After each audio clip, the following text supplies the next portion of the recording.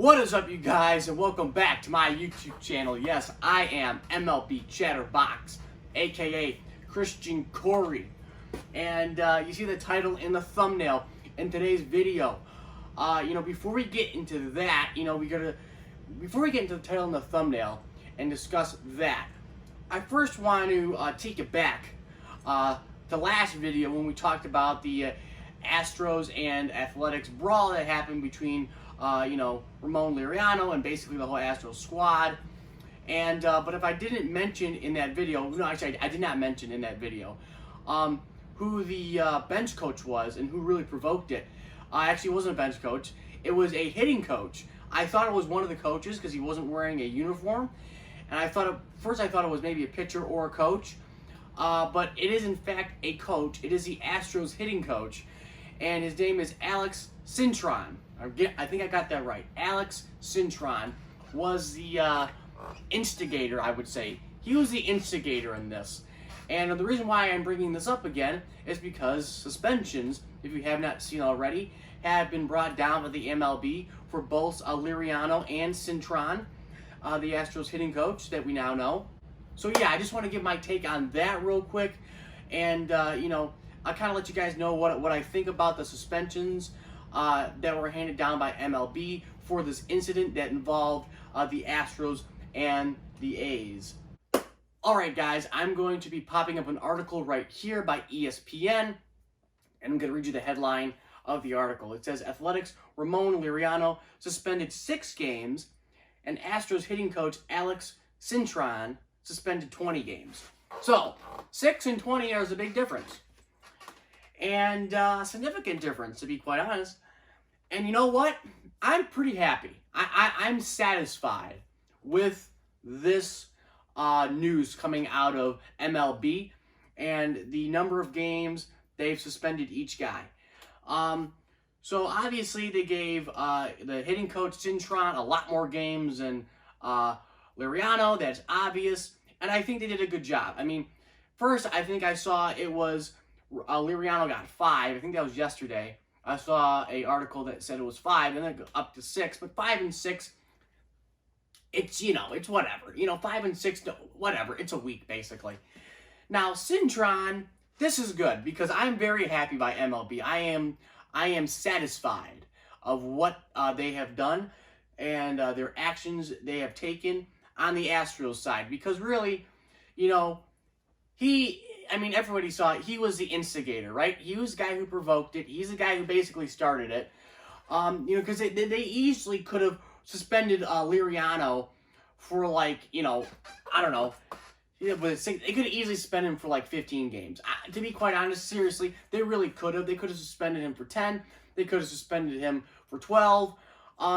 They really could have done that because, in fact, he did go after the hitting coach. He did. I mean, you saw it in the video. He was the one who ran after and basically, started that fight. But, again, he didn't really start it. Yes, he is the one who did start the actual fight. But, Cintron was the guy who, provoked him. And he's the guy who kind of, was kind of poking the bear, so to speak. Again, Laureano did get plunked twice in that game, and actually I found out after I filmed that video that he got hit 3 times in the whole series. So he got hit 3 times in the 3-game series, and he got hit twice on it and twice in one day. And he got pissed. I'm not gonna lie, he got pissed. He got mad, rightfully so. If it was any other team in the Astros, he would look like a jackass. Like I've said before, he would have looked like a jackass. If he went after a team like that. Not if he started a brawl. Not if he went against, a pitcher or he charged the mound. That would have been a different story. Because he wouldn't look that bad. Because, hitters charge the mound all the time. And that's nothing new. But when you go after a dugout like that, like the whole squad, one guy, then you look kind of ridiculous. But since it was the Astros, I feel it's not that big of a deal. And actually, it made him a good guy in the baseball world. In baseball fans' eyes, he's like, Joe Kelly's God, he's Jesus, basically. That's the way we look at him, right? I mean, we can all agree on that, right? So, I feel like, he did a good job by, again, going after the Astros. I don't think it was a terrible idea. I think rightfully so. He was ticked off, and he did what he had to do. But when it comes to suspensions, again, I don't think it's that big of a deal. I'm very happy with the suspensions. Like I said before, very satisfied with the suspensions handed down by MLB. Liriano gets 6, Cintron gets 20. I'm glad they went hard down on the Astros. I mean, they really did. I think they did. They went down really hard on them, and it is their hitting coach, which I find funny, even because, you know, they're terrible this year at hitting.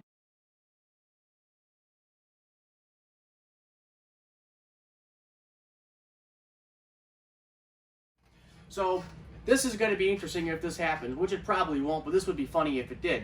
So he's suspended for 20 games, right? He's suspended for 20 games. Now they're doing terrible as it is, the Astros in the hitting.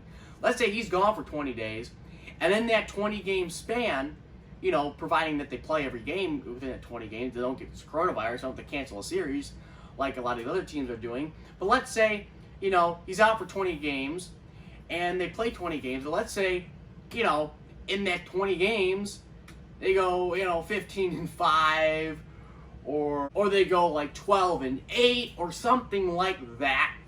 That would be funny. If they went 15-5 or 12-8 or something ridiculous like that, they went on a tear, and then, you know, what are they? I think they're in what, second to last? I do believe in the division. I'm gonna check. Okay, so they're in third place. They're basically in, okay, they're in third place in the AL West. I mean, they got 7 wins. The Athletics are on a tear. They have 12.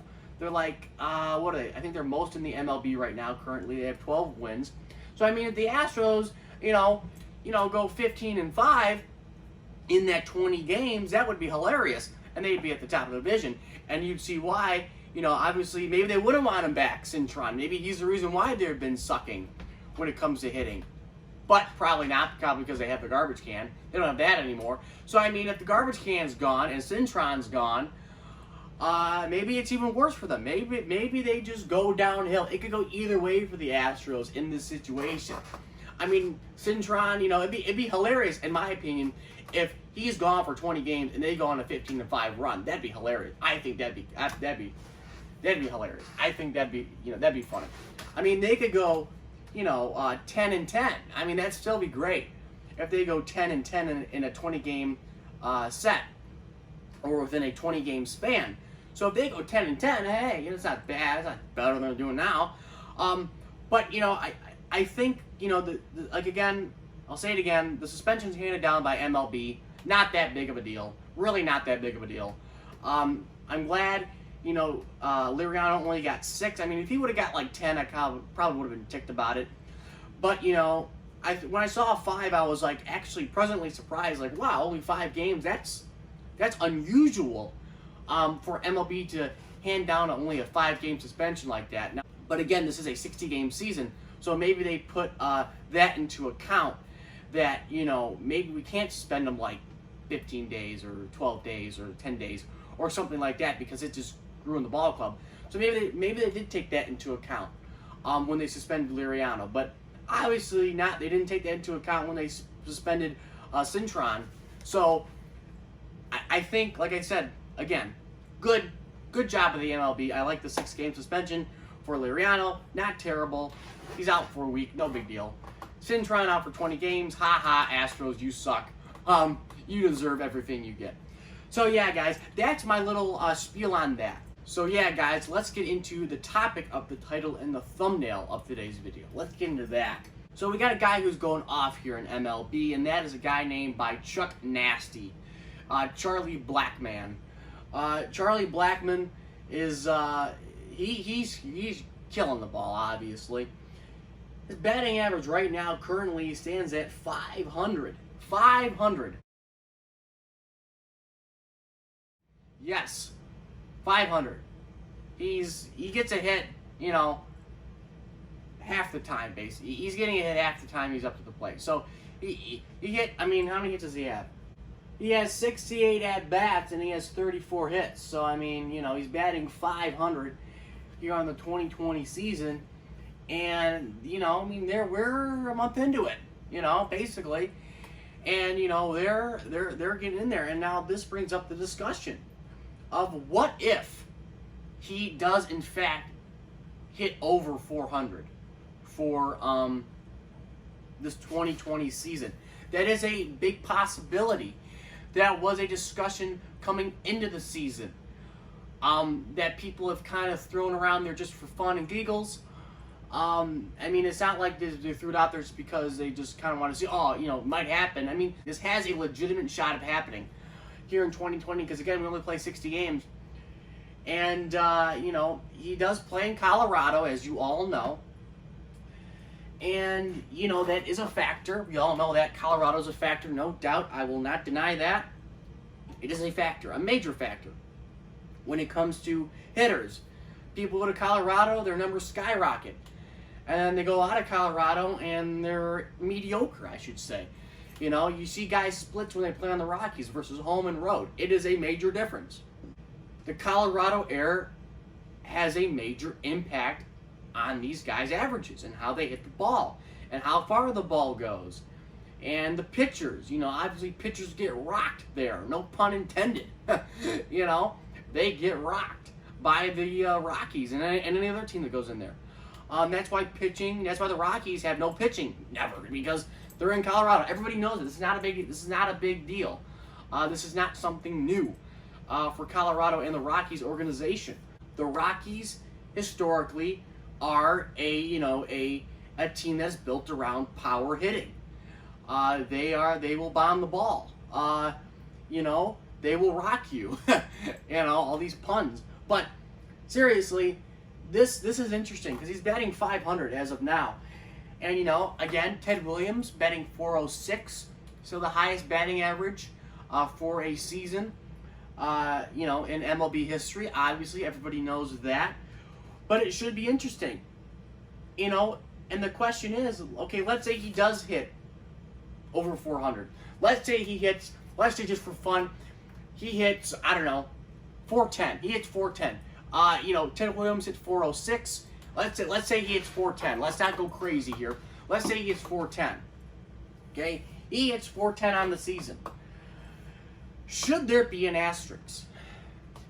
That is a discussion that is, in the minds of everybody when this stuff kind of happens. Because if any record was going to be broken this year, it would have been a batting average record. Because home runs aren't going to get broken this year.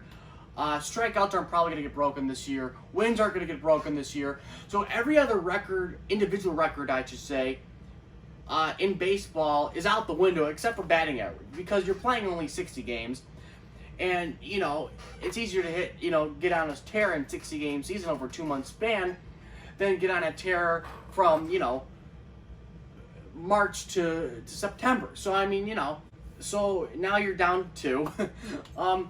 So this is a major concern, and my opinion on it is the question is that everybody's asking is, should there be an asterisk? My personal opinion, it's a tough one for me because if you see in the movie 61 by Billy Crystal, directed by Billy Crystal, it's about the home run race back in 1961 between Mickey Mantle and Roger Maris of the New York Yankees, and that was a big discussion of should they put an asterisk next to his record, which in fact they did, and it still stands. And the question was why? Well, in that situation, it was the first time they played 162 games. First time ever. They extended the baseball season. And I think prior to 1961, I think they played 150, 55, 154 games, I do believe. I think that's how many games they played prior to 1961. I'm 95% sure they played 150 to 155. No, wait, not 150. I think he played 155 games, 154 games prior to 1961. I think that was it. Yeah, 155, 154 games, I do believe, prior to the 1961 season. But in 61, they played 162 games, the first time they ever did that, and that was a big discussion. Because, yes, in fact, Roger Maris did end up breaking Babe Ruth's home run record for single season in 1961. So he beat Babe's record of 60 with 61 home runs in 1961. The only thing was is they put an asterisk next to his name, or next to his record, and they put an asterisk next to it, and it made him kind of feel bad. And everybody was like, it's kind of funny you're putting an asterisk next to his record. Now, if anybody should be put an asterisk next to, it should be the Astros. And we all know that. But, this guy, he played by the rules. And yeah, the whole debate was, well, he had to go to the West Coast because the Angels did become an American League team in 1961. That was their first season.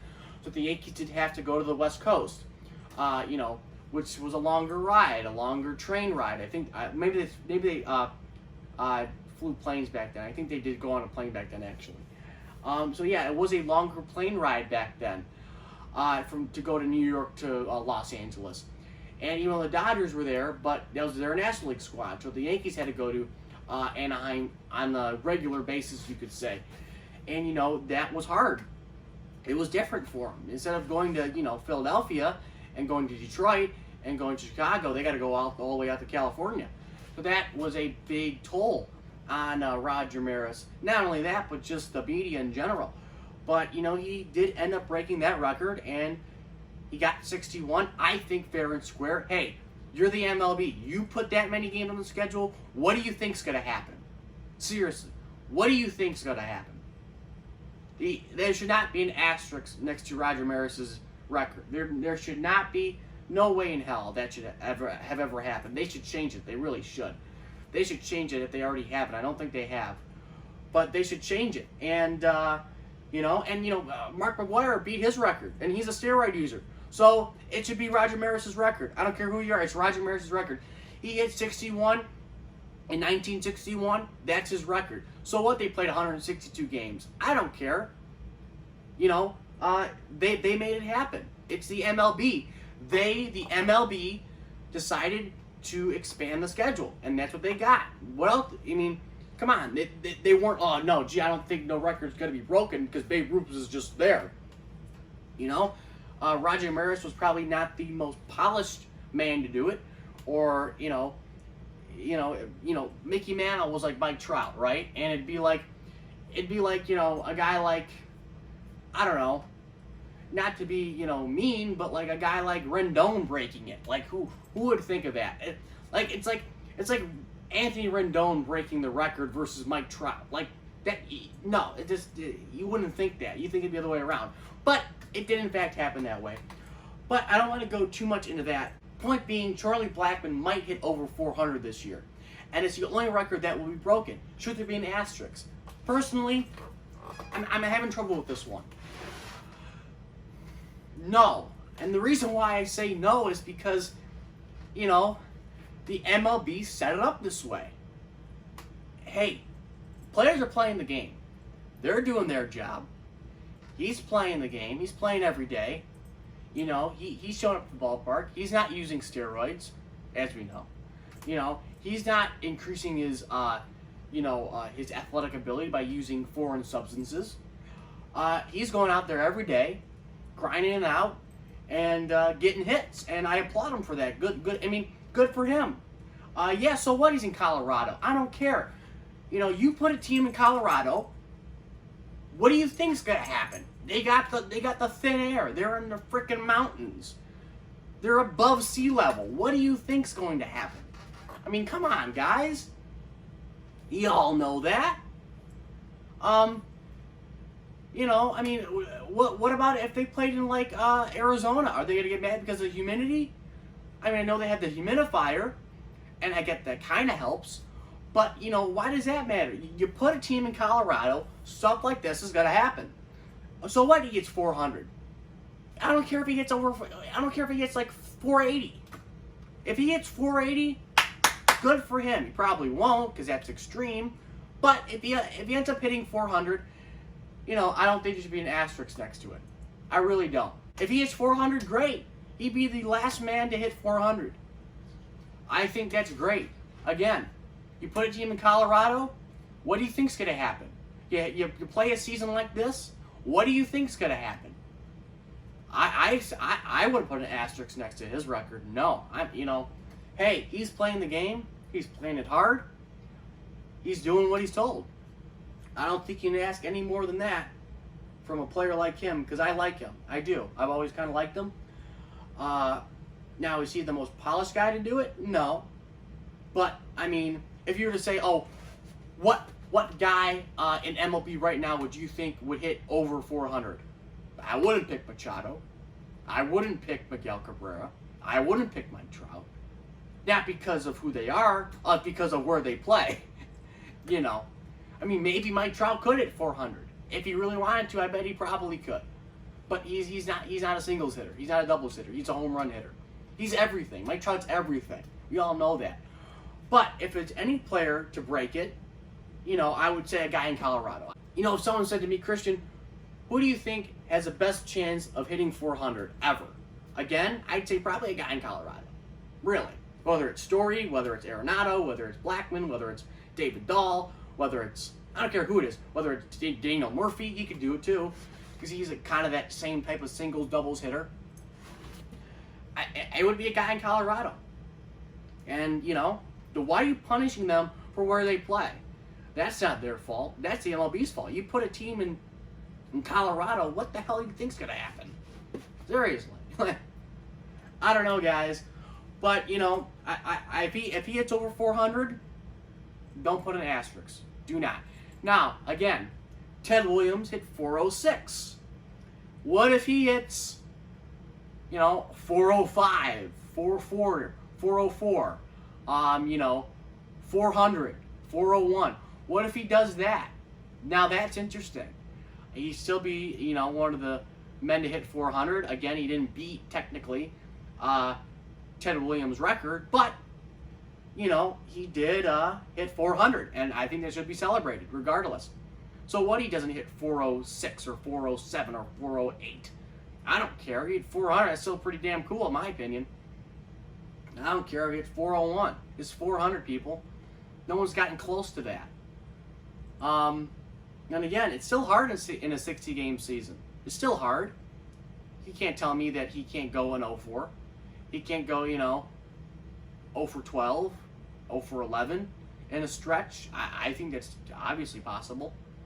But again, I'm not denying that Colorado will help him. All I'm saying is, you know, he's playing the way he's supposed to play. And he's got there every day. It's not his fault he plays in Colorado. It's not his fault they put a team in Colorado. It's not his fault that the air's light. It's just the way it is.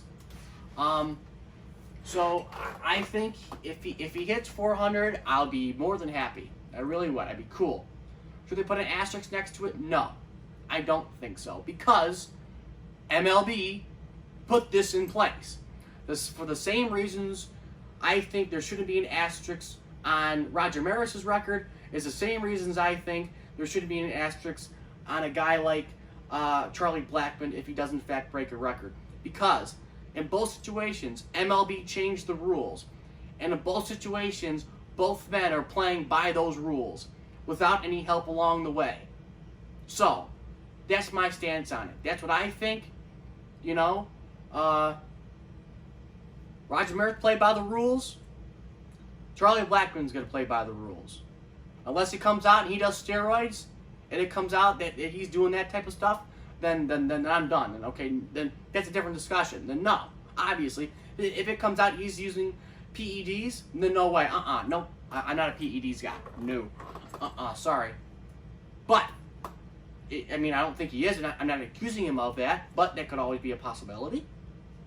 There's always a chance, but, you know, if he hits 400 and he's clean and he does it in 60 games, good for him. I like it. I like it. He should be in the record books, regardless if he hits 400, if he hits 401, 406, 407, 428, 430, 410, I don't care what he hits. If he hits over 400, I'm good. If he hits 399, nope. Sorry. It's not 400. 399 is not 400. I don't care. I don't care if he hits 399.9. I don't care. You think, you know, Ted Williams, the same thing. I think he was at 399.9, Ted Williams, and they could have rounded it up to 400. And he said no. He said, no, I'm not doing that. I'm going to play the game. And what did he do? He out there, he hit like 3 hits in one game or something, doubleheader. I think it was against Philadelphia. Or was it against Philadelphia? I don't remember what team it was against. But I remember, you know, hearing that story of Ted Williams, you know, it was hit like 399.9 and they could have rounded it up and they would have hit 400. He said, no, I'm going to play every day.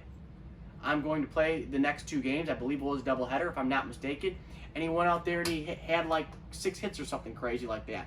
Ended up hitting 406. So my point being is that whatever happens with Charlie Blackmon, you know, if he hits 400, if he hits 400, 406, 410, 420, as long as he hits over 400, I don't think there should be an asterisk next to his name, regardless. I don't think so. So yeah, guys, that's really all I got today for today's video. Quick recap. Liriano and Cintron's suspensions, I think, were fair for both sides. I'm glad Cintron got 20, and I'm glad Liriano didn't get more than 6. And when it comes to the asterisks and record being broken this year, the average record is probably the only record that will be broken this year, or not that will be, but has a good chance of being broken, because I don't think any other record could be broken this year in a 60-game season other than that record. And if he does break it, if someone does break it, whether it's Blackmon in Colorado, whether it's Trout in Anaheim, whether it's, you know, I don't know, Murphy, I don't care who it is. If someone hits 400 this year, I'd be fine with it. No asterisks, regardless where they play, because they're playing the season that the MLB told them to play. And if they're doing it clean, that's all I care about. So yeah, guys, that's about it for today's video. If you like this video, put a thumbs up on it, and comment down below what you think will happen here in 2020. Will somebody break 400? And if they do, should there be an asterisk next to their record? Yes or no? Let me know down below. And subscribe if you haven't. I'm at like 123 subscribers. I think not 123. 120, 121 subscribers. Hit that sub button, ring that bell, turn those post notifications on. And as always, guys, I'll catch you later.